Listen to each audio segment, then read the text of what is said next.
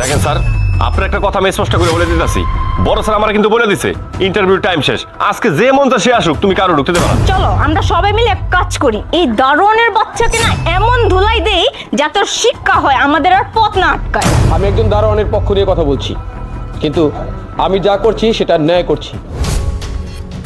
কি যে করি, আজকেও লেট হয়ে গেল, একটা দিনও আমি সময় মতো যেতে পারি না।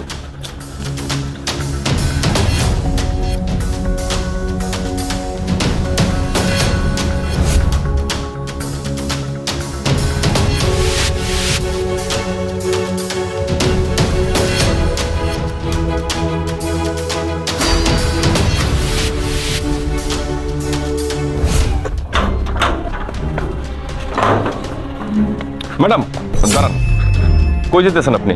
কই যাবো মানে ভিতরে যাচ্ছি। ভিতরে ভিতরে কি কাজ আপনার? ভিতরে ইন্টারভিউ দিতে যাচ্ছি। ও বুঝতে পারছি।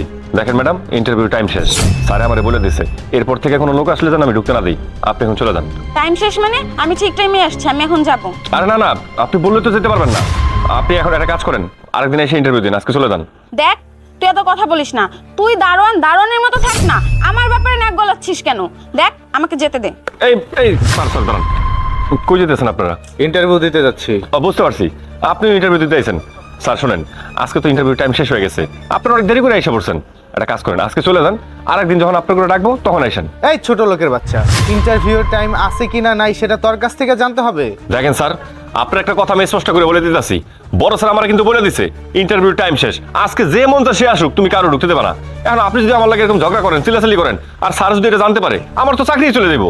দেখ, বেশি বাড়াবাড়ি করবি না, বেশি বাড়াবাড়ি করলে থাপড়ে তোর দাঁত ফেলে দিব। এই চলেন তো। আরে কই চলবে মানে? আপনি দাঁড়ান, আপনারা যাইতে পারবেন না। যাইতে পারবো না মানে? তুই কিন্তু এখন অতিরিক্ত করতেছিস। কি হয়েছে রে প্রেম? দেখ না, আমাদেরকে ইন্টারভিউ দিতে ভিতরে যাইতে দিচ্ছে না। এই আপনি কই যেতেছেন স্যার? আরে চাকরির ইন্টারভিউ দিতে যাচ্ছি। কি কইতেছেন স্যার? আপনি চাকরির ইন্টারভিউ দেবেন, কিন্তু আপনার লগে তো কোনো ফাইল কাগজপত্র কিচ্ছু নাই। আরে আমার কাগজপত্র কিছু লাগবে না, এই কোম্পানির মালিক হচ্ছে আমার মামাতো ভাই। শোনেন স্যার, এই কোম্পানিতে মামা খালুর জোর দেখায় কোনো লাভ নাই। স্যার আমার একদম স্পষ্ট করে কয়ে দিছে, কাগজপত্র সবকিছু ঠিক না থাকলে কারো ভিতরে ঢুকতে দিতে না করছে। আর তাছাড়া এখন তো ইন্টারভিউ টাইমও শেষ, আপনি এখন এইভাবে যাইতেই পারবেন না কোনো রকম। এই তুমি সামান্য একজন দারোয়ান হয়ে আমাকে আটকাচ্ছ কেন? এই দারোয়ানের বাচ্চা, তোর কিভাবে সাহস হয় আমাদের পথ আটকানোর?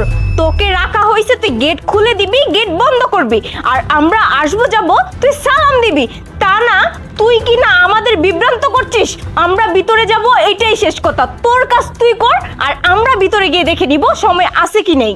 দেখেন ম্যাডাম, আপনি যেরকম এখানে আইছেন একটা চাকরির জন্য, ইন্টারভিউ দিতে আইছেন, এটা কিন্তু আমার একটা চাকরি। আমার স্যার একদম একদম কড়াভাবে কয়ে দিছে, একদম সময়ের বাইরে যদি কোনো লোক আসে তার কিন্তু তুমি ঢুকতে দিবা না। এখন যদি আপনারা আমার সাথে জোর জবরদস্তি করেন, আপনারা যদি ভিতরে ঢুকেন, তাহলে কিন্তু স্যার আমার চাকরি থেকে একদম লাথি মেরে বের করে দিব।